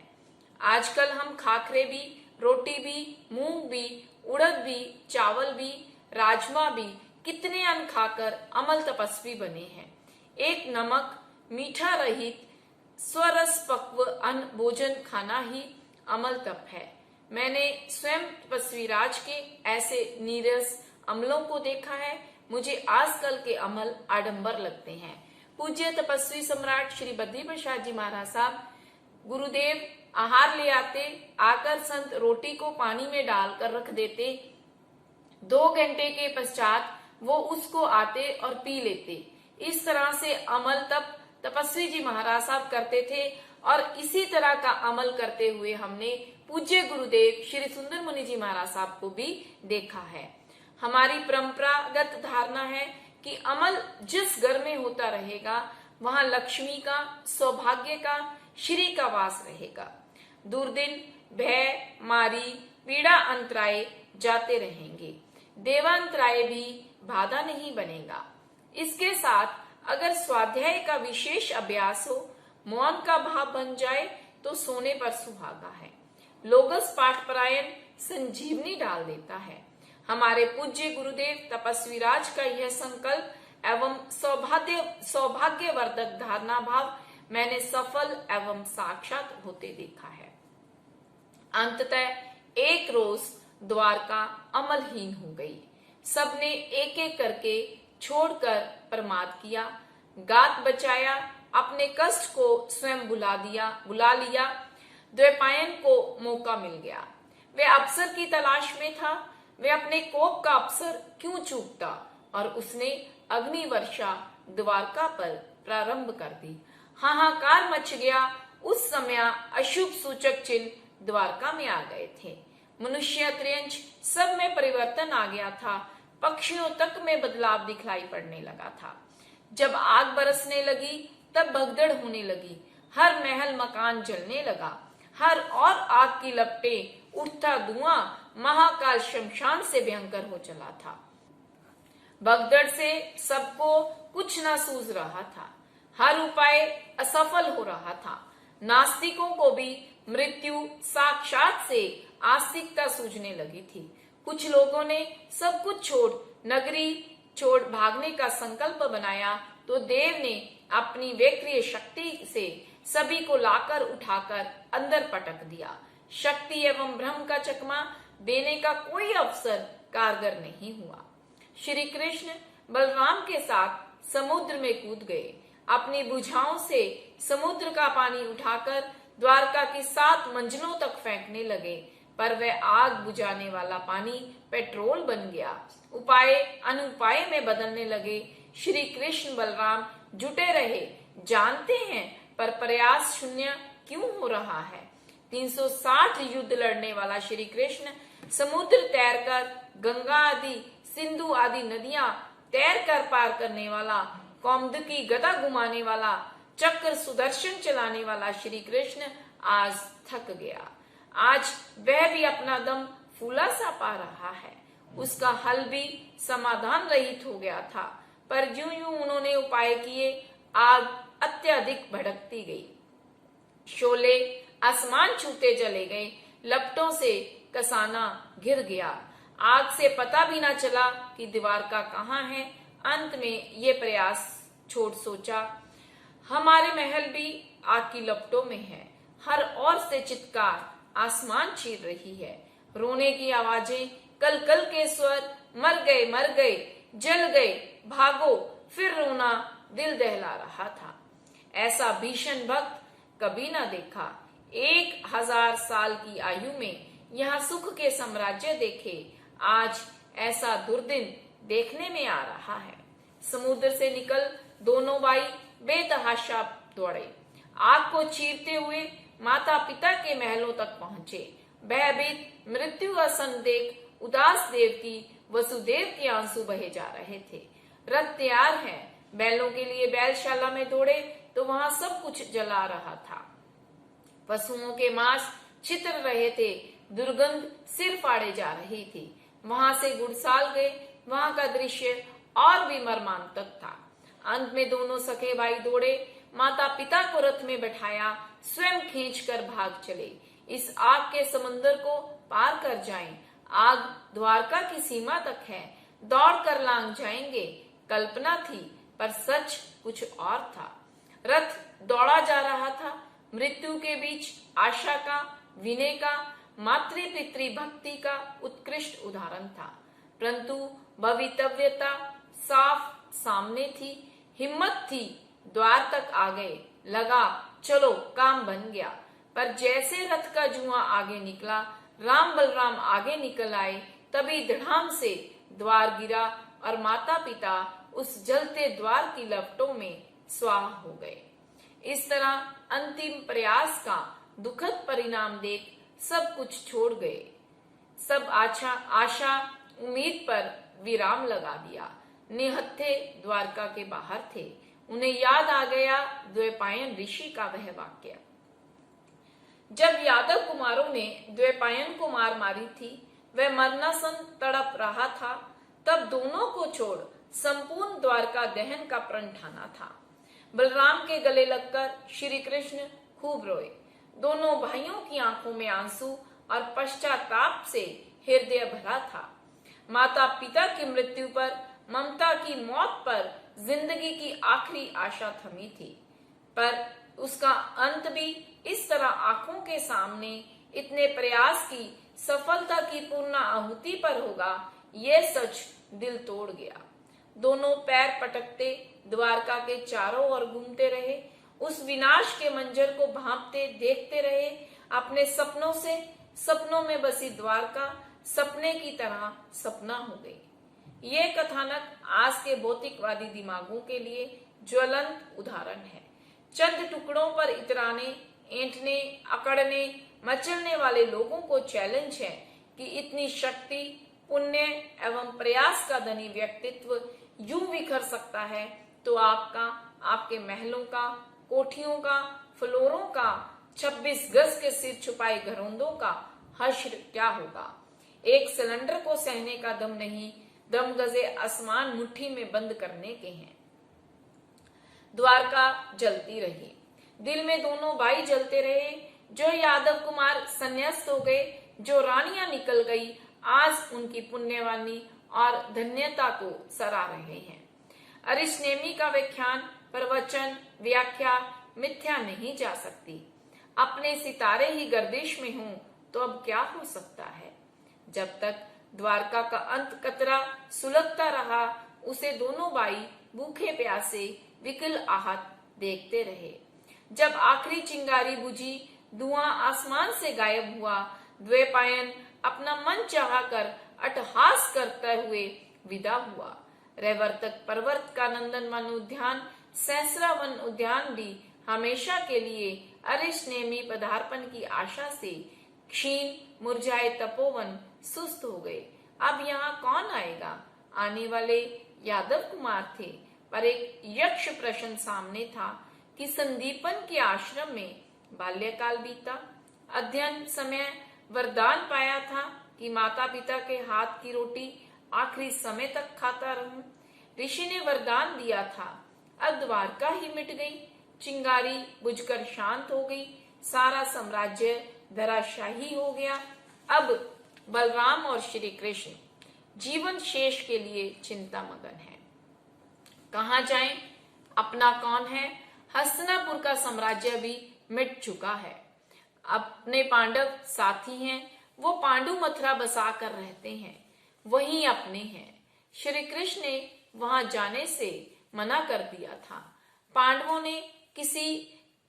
से किसी खास प्रश्न पर श्री कृष्ण नाराज थे, पर अभिन्न सखा भी थे। बलराम ने श्री कृष्ण को समझाया कि ऐसा नहीं, जीवन में थोड़ी बहुत ऊपर नीचे की स्थिति चलती रहती है। बलराम की बात का श्री कृष्ण आदर करते थे। एक दूसरे का प्राण था। श्री कृष्ण बलराम के समझाने पर मान गए और मन बनाया, चलो अब अपने दुख दर्द के किस्से किसे कहें। अंततः अपना अपना होता है। दोनों भाई कौशाम्ब मन से होकर पांडु मथुरा की तरफ चल पड़े, परंतु वो चुस्ती, वो चमक, वो दम नहीं था, वो जान और जज्बा भी नहीं था। अब साम्राज्य की चिंता नहीं, अब जीवन के शेष की चिंता है। साम्राज्य के स्वप्न बिखर चुके थे। अपने जीवन में जितने खेले वो सभी खेल अब फेल नजर आने लगे। अब वासुदेव का पद भी समय अवधि संपूर्ण करता नजर आया। आयु का प्रश्न सामने था। अब तो लीला समापन का अंतिम निष्कर्ष साफ नजर आने लगा। वहां से निकल कदम दर कदम आगे बढ़े। रास्ता लंबा था, कदम थके थे, मन हारा हुआ था। कौशाम्ब वन तक आते आते भूख प्यास की पीड़ा जुलम ढाने लगी। बड़ी हिम्मत की, पर आज हिम्मत भी हिम्मत हार गई थी। अब कुछ बाकी न नजर आया। श्री कृष्ण ने बलराम से कहा, भाई, प्यास से गला सूख रहा है, अब कदम थक चुके हैं, मौत मानो प्यास बनकर आ रही है। मृत्यु के कुछ चिन्ह हैं।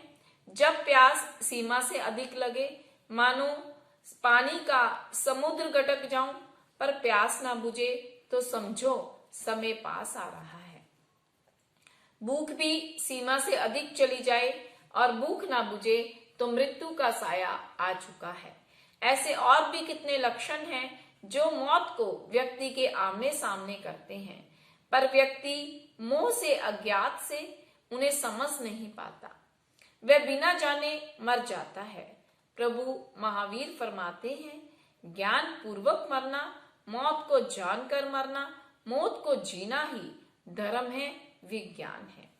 श्री कृष्ण ने बलराम से कहा, भाई, अब बस आगे कदम नहीं चलते, थक चुका हूं, जीवन प्यास से टूट गया है, पानी चाहिए। बलराम ने निगाह उठाई, लंबा सांस भरा। कल तक स्वर्ण गिलासों में, सोने की झजरी झाड़ी में असंख्य पानी पिलाने को तत्पर रहते थे। पानी शब्द निकलते ही ठंडे मौसम, अनुकूल जल प्रस्तुत होते थे। आज पानी की बूंद के लिए वासुदेव को तरसना, कल्पना पड़ रहा है। इसी का नाम तो संसार है, जो पल पल बदले, पर हम मोह या मूर्छा में उस बदलाव को समझ नहीं पाते हैं। इस संसार में बड़े बड़े शहंशाहों की कब्रों पर दीप जलाने वाले नहीं, जो जाड़ फुनस की ठंडी छाया में रहते थे, आज धरती पर बिछाने को बिछोना नहीं। हिंदू सम्राटों की अस्थियों के कलशों की निशानी नहीं है।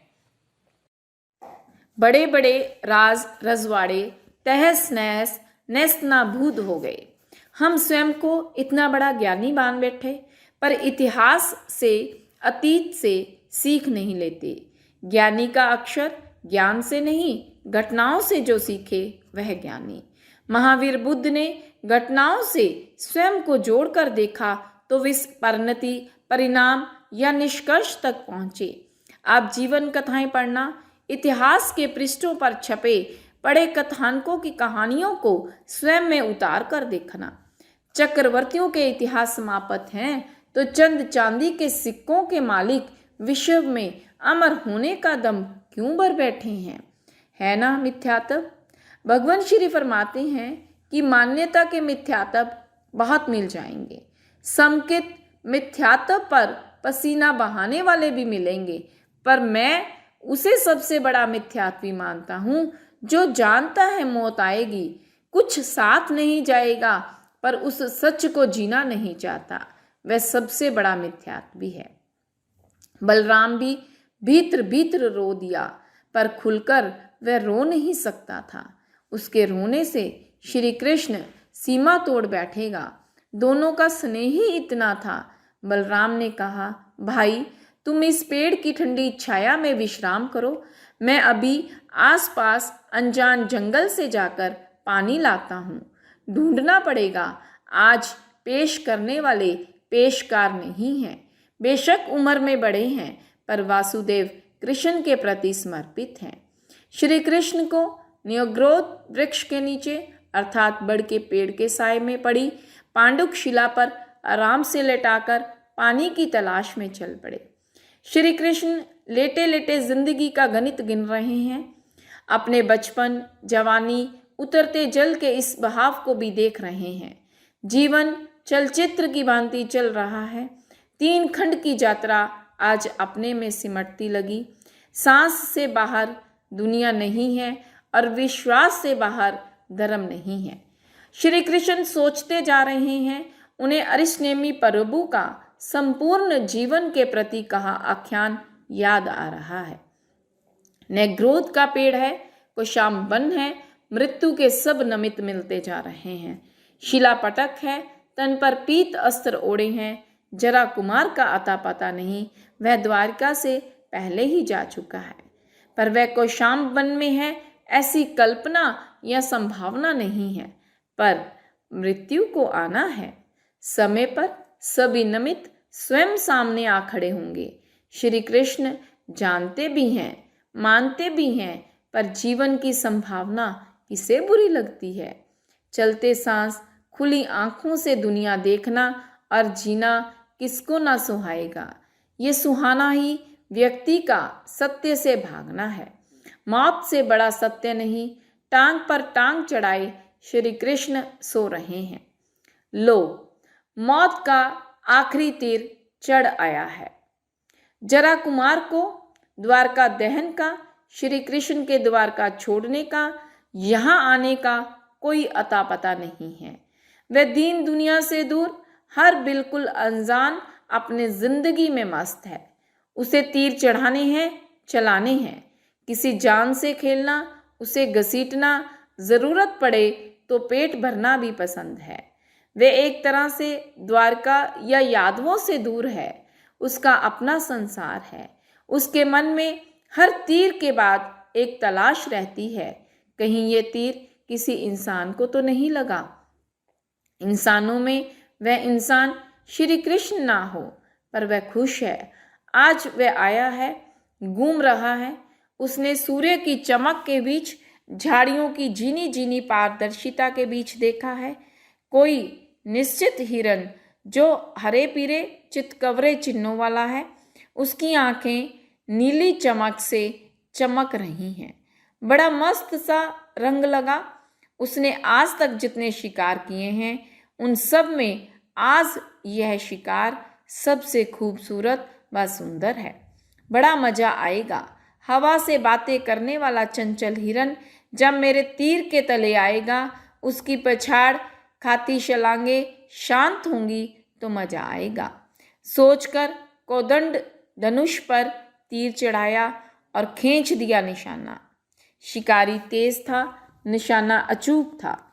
तीर सीधा श्री कृष्ण के पांव के तलवे में जा बैठा। सुदर्शन चक्र चलाने वाला, गदाओं के तीरों के निशाने सहने वाला पांव के भीतर चुभे तीर से चिंगाड़ उठा। वो चीख निकली जो सारे कौशाम्ब वन को चीर गई। जरा कुमार ने सुना। वह पहले तो खुश था जब तीर निशाने पर सीधा गया, पर इंसान की चित्कार से कांपा। चित्कार भी बड़ी तेज थी। जाकर देखा तो वह सन मृत प्राय जड़ सा खड़ा रह गया। ओहो, ये तो सर्वप्रिय आदरणीय श्री कृष्ण हैं, जिनके लिए मैंने गृह त्याग किया। आज वही अन्यथा विनाश मेरे हाथों हो गया। श्री कृष्ण मरणांतिक पीड़ा से सिहर रहे थे। जरा कुमार ने पहले तो देखा तो महान आश्चर्य हुआ। श्री कृष्ण जैसा परम पुरुष आज इतना विकल पर महत सी वेदना। श्री कृष्ण से क्षमा याचना करते हुए सारा पूछा कि आप यहाँ कैसे। उस प्रश्न को सुनकर श्री कृष्ण ने पूछा, तू यहाँ कैसे? बोला, आपकी घोषणा सुनकर मेरे मन में ग्लानि उठी। मैं द्वारका त्याग कर अरण्यवासी हो गया था, पर आज आपको अपने सामने इस विपना अवस्था में देखकर तथा मेरे शर से मौत के आमने सामने देखकर दुखी हूँ।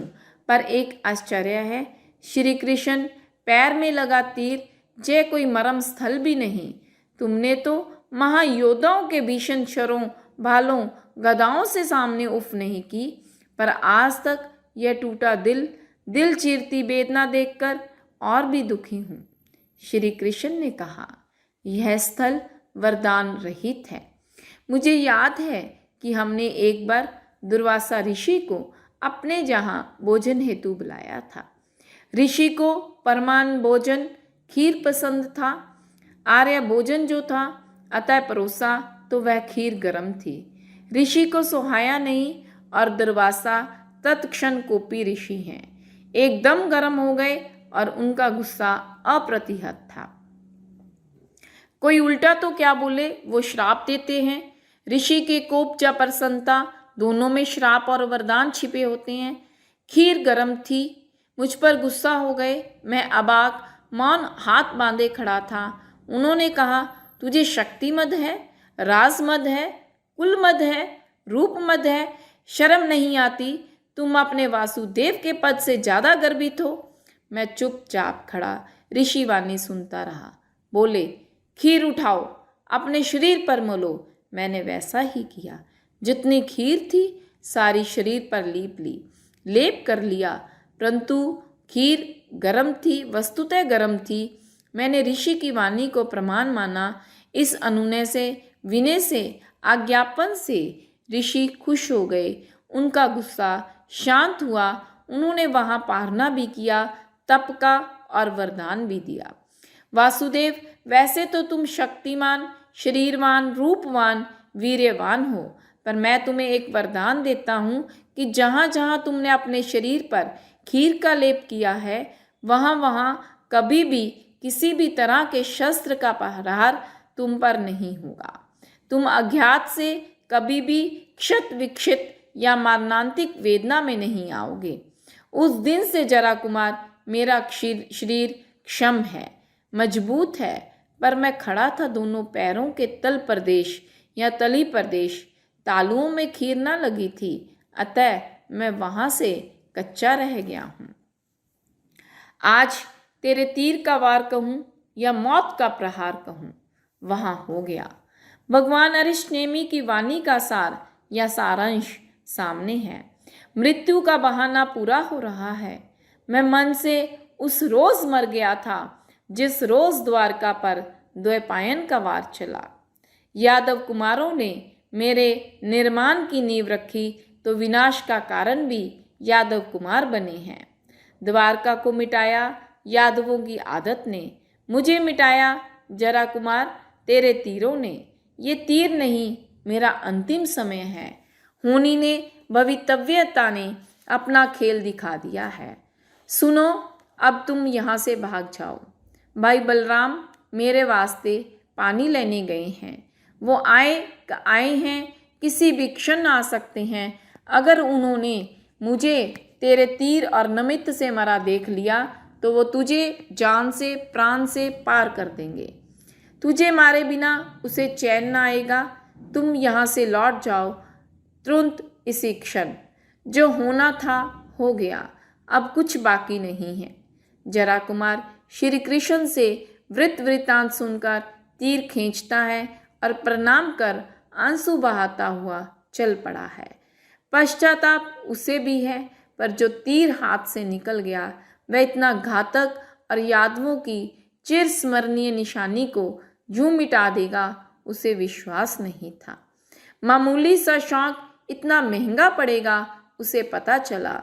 जैसे तंबाकू गुटखा खाने वालों को, पान चबाने वालों को पहले तो वो शौक सामान्य सा लगता है, पर जब मुंह का कैंसर, गले का कैंसर, आंतड़ियों का कैंसर, लीवर का कैंसर होता है तो डॉक्टर कहता है तेरे गुटखे या शराब ने ये किया। उस समय व्यक्ति को आभास होता है कि सामान्य सा शौक कितना महंगा हो गया। जरा कुमार आज इसी शौक से शोक मगन वापिस मुड़ मुड़ कर देखता है, मुंह छिपाता जा रहा है। द्वारका दहन की कहानी, श्री कृष्ण की बदहाली, बलराम का पानी के लिए यूं भटकना उसे खाए जा रहा है। उधर श्री कृष्ण ने अंतिम सांस ली। जब जन्मे थे थाली बजाने वाला, जश्न मनाने वाला नहीं था। पुण्य के अंतराय के खेल सारी दुनिया को अपने इशारों पर खिलाने वाला, बेड़ियों और सींचों में जन्मा, बीहड़ जंगल में मरा तो उस पर रोने वाला भी ना मिला। नभ के पंछी रोए, हवा रोई, धूप छांव रोई, फूल पत्ते रोए, पर इंसान कोई पास में नहीं था। सखा साथी सभी थे पर कोई भी नहीं था। श्री कृष्ण की आंखों में वेदना का जख्म भरा एहसास था। वक्त के नश्चर बड़े तेज हैं। समय ने किसी को भी क्षमा नहीं किया। यहाँ शक्तिमानों की शक्तियां धरी रह गई। धरती को एड़ियों की चोट से दहलाने वाले धरती पर बेसुध सोए देखे हैं।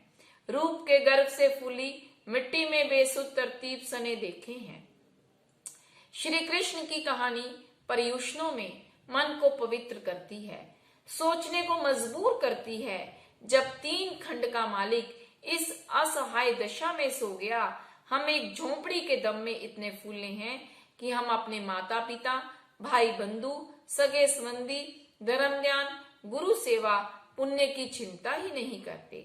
जिस व्यक्ति को मौत को जीना आ गया, वह व्यक्ति दुनिया में जिंदा दिल है।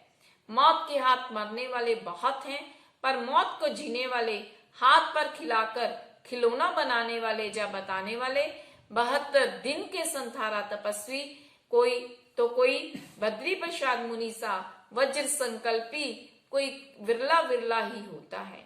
श्री कृष्ण उसी शिला पर लंबे बेसुध सांस लेते हैं।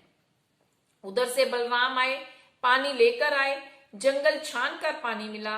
भाई की प्यास बुझाकर मन को चैन मिलेगा। इसी चैन भरे अपनेपन से पानी किसी वन के पेड़ के बड़े पत्तों का दोना बनाकर लाए हैं। पर आकर देखा तो लगा कृष्ण चैन की नींद में सो गए हैं। उसे चैन मिला, पास में बैठे रहे। नींद लंबी हो गई थी। उसने जगाना सोचा, पानी पिलाना सोचा, प्यार से सहलाकर उठाना चाहा, पर नहीं। इस तरह के कई प्रयास करने पर जब नहीं उठे तो अंदर का मुंह रो पड़ा। भावनाएं कांपने लगी। पास में बैठे रहे। आखिर अपने कंधों पर उठाकर बलराम श्री कृष्ण को ले चले। जंगल से जंगल घूमते रहते हैं। कहते हैं 6 महीने तक घूमते रहे, पर उसे मरा मानने के लिए तैयार ना हो गए। यह मोह का अतिरेक था। मन में स्नेह इतना था। इस अपार स्नेह के कारण वे इस मोह से बाहर ना निकल पाए। अंत में उनका मुंह टूटा। जब जरा कुमार चला गया तो श्री कृष्ण को रौद्र ध्यान तक के परिणाम आए। जरा कुमार भी श्री कृष्ण का भाई था। अब सोचने लगे कि इस पापी को मैं मार देता। इतने परिणाम बिगड़े कि आयु बंद उन्हें बालुका प्रभा तक ले गया। सनातन साहित्य में भी कुछ इसी तरह की मान्यता मानता है। उनका कहने का ढंग जरा भिन्न है। वे बलि राजा के भामना अवतार के रूप में 3 पद जमीन सन्यासी, फकीर, जाचक, ब्राह्मण बनकर मांगते हैं। बलि राजा उन्हें 3 पद जमीन देता है। जाचक समझकर दान का उसने वचन दिया। उसमें वे 2 कदम में समस्त भूमंडल माप देते हैं। तीसरा पद कहाँ रखूं तो वह उसकी छाती पर रखते हैं। तब बलि उनसे कहता है, तुमने मेरे साथ माया की है। एक ब्राह्मण फकीर होकर छल करना गलत है। तब वह वामना अवतार कहलाता है। वर मांगो। तब बलि कहता है, मेरी गति क्या होगी। उन्होंने कहा, तुम तीसरे तल में वास करोगे। तब बलि कहता है, तुम वर दो कि तीसरे तल में मेरे पहरे पर तुम पहरेदार बनकर रहोगे। ऐसा भागवत के कथाकार सनातनी संत भी मानते हैं। बात वही है, कहने का मामूली सा अंतर है। सनातन मान्यता में भी इसी तरह की कथाएं आती हैं। इस अध्ययन में अरिष्टनेमी प्रभु ने फरमाया है कि आप आने वाली उत्सर्पणी में पुंडर जनपद में जन्म लेकर बार में अमम नाम के तीर्थंकर बनोगे।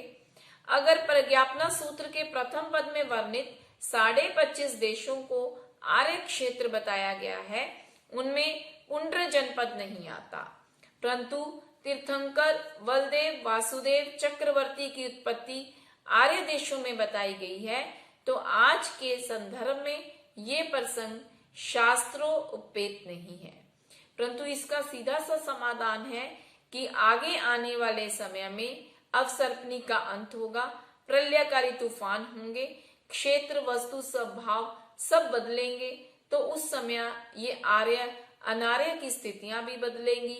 तब के आधार पर हमें सर्वज्ञ वचनों पर आस्था रखकर इसे मान्य करना चाहिए। आज के प्रवचन का, पर्युषण का सीधा सा संदेश है कि समय के सामने, कर्म के सामने सब शक्तियां तथा सत्ताएं समाप्त है। व्यक्ति को होश में रहकर अपना कर्म करना चाहिए। पुण्य की एक सीमा है, स्थिति है।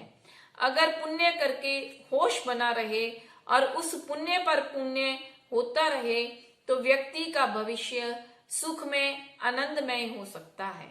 अन्यथा एक बार के पुण्य के मद में व्यक्ति अपनी सीमाएं भूल जाए, मर्यादाएं लांघ जाए तो उसका परिणाम अंततः दुखद है। किसी भी व्यक्ति को श्री कृष्ण जैसे व्यक्तित्व के जीवन से प्रबल प्रेरणा लेनी चाहिए। किन जंजीरों जेल में जन्मने वाला व्यक्ति किस माँ ने जन्मा, किन गोदियों में पला, किस मिट्टी में खेला, अपनी जमीन रेंगते परिवार का पुण्य चढ़ाया, चमकाया, उठाया। जब पुण्य चढ़ा तो घर से बेघर होकर भागने वाले यादव कुमारों की इतनी बड़ी द्वारका देवों ने बसाया। जिस खानदान में तीर्थंकर से लेकर सामान्य केवली तक के संत साध्वी हो गए, चक्र सुदर्शन कौमुदकी गदा की ताकतें आसमान चीरती रही, जिनकी एड़ियों से धरती कांपती गई, जब पुण्य गिरा तो इतना गिरा, देवता बसाने वाले, देवता जलाने वाले, जीने वाले अपने दुष्कर्मों से मारे गए, संस्कारहीन संतान सारे वैभव को मिटा देती है। इसलिए धन पाकर साधन मुहैया कराने की बजाय औलाद में संस्कार डालने का प्रयास करो। संस्कारी औलादें उजड़े को बसा देगी, संस्कारहीन औलाद बसे को उजाड़ देगी। कर्म किसी का सगा नहीं है। कर्म ने राजे रानों को जमीन सुंगा दी। कर्म का अगला झटका क्या है किसी को पता नहीं, पर अभी हवा में उड़कर चलने वाले दुर्घटना में अर्थी में लिपट जाते हैं। सारे सुख के समान कफन अर्थी के मेहमान हो गए। पर्युषण में इस तरह के कथानकों का अर्थ है कि मन के भीतर में बनी दुनिया के प्यार में पागल इंसान कुछ तो संभले, अपने जीवन के अर्थ से जुड़े, ये मानकर चले कि साथ जाएगा पुण्य पाप। जिसकी शक्ल नहीं है, ये सारा वैभव माल मालिक यही रह जाएंगे। जागने वाले भी जाएंगे, सोने वाले भी जाएंगे, पर जीवन का अर्थ समझ में आए। श्री कृष्ण ने मौत सामने पाकर सबको नेमी शरण की प्रेरणा दी और बताया कि एकमात्र शरण सुरक्षा धर्म है, अन्यथा धर्महीन यादव कुमारों को भागते हुए पकड़कर द्वैपायन ने जैसे आग में वापिस पटका, हम जन्म जरण के भाड़ में जूं ही बुनते रहेंगे। आज का मेरा आशय इतना ही है। आपके ये महल, मकान, माल खजाने सब दरे रह जाएंगे, आपका पुण्य पाप साथ जाएगा। इस कथानक से जागृति का मंत्र लो और स्वयं को जगाओ। आज बस इतना ही काफी है।